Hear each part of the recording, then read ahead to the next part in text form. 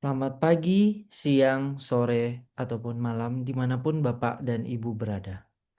Perkenalkan, saya Muhammad Wildan Hanif, mahasiswa manajemen Universitas Bina Nusantara dengan bimbingan Bapak Danang Prihandoko.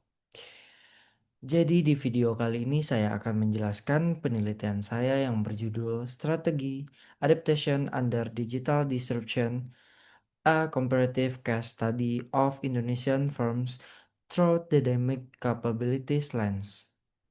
Di Indonesia lebih dari 98% perusahaan non-pertanian adalah usaha mikro dan kecil.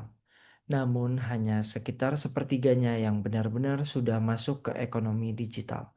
Artinya banyak perusahaan menghadapi tekanan disrupsi yang sama, tapi kesiapan mereka untuk benar-benar berubah jauh berbeda. Jadi untuk membedah ini, penelitian memakai lensa teori Dynamic Capabilities dari TEC. Teori ini melihat kemampuan perusahaan beradaptasi lewat 3 dimensi. Yang pertama itu ada sensing, kemampuan membaca sinyal pasar dan perubahan perilaku konsumen. Yang kedua ada seizing, kemampuan bergerak cepat mengambil peluang dari sinyal itu. Dan yang terakhir, transforming, kemampuan mengubah struktur, budaya, serta cara kerja organisasi secara mendalam, bukan sekedar di permukaan saja. Lewat studi ini, kasus kualitatif komparatif dua perusahaan dengan jalan berbeda dibandingkan. Kopi Tuku, brand kopi lokal yang membesar lewat Instagram, electronic word of mouth, dan storytelling komunitas. Dan Matahari Department Store, peritel besar yang sudah berinvestasi pada e-commerce tersebut. Aplikasi dan strategi omni-channel. Data dikumpulkan dari laporan perusahaan, pemberitaan media, jurnal akademik, dan media sosial resmi. Lalu dianalisis mendalam pada masing-masing kasus sebelum dibandingkan satu sama lain. Hasilnya tuh di sini tuh sangat menarik.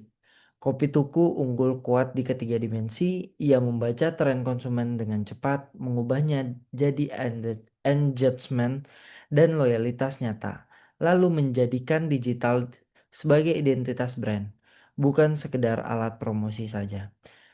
Matahari sebenarnya juga membaca perubahan besar, namun responnya lebih lambat dan reaktif. Investasi pada e-commerce dan omnichannel memang ada, tapi yang paling tertinggal adalah kemampuan transformingnya. Teknologi baru ditambahkan di atas struktur lama, tanpa mengubah budaya dan cara kerja organisasi secara menyeluruh. Temuan kuncinya begini, kesenjangan ini bukan soal besar dan kecilnya berinvestasi. Matahari bahkan mengeluarkan dana lebih besar untuk digital, tapi adaptasinya tidak sedalam Kopi Tugu. Dari 3 dimensi dynamic capabilities, transforming lah yang paling menentukan. Karena disinilah perubahan benar-benar menjangkau inti organisasi budaya, struktur, dan cara orang bekerja sehari-harinya. Pesannya tuh di sini tuh sangat jelas. Baik bagi pelaku bisnis maupun pembuat kebijakan. Memiliki teknologi bukan tujuan akhir. Transformasi berarti membangun kemampuan untuk terus berubah dari dalam.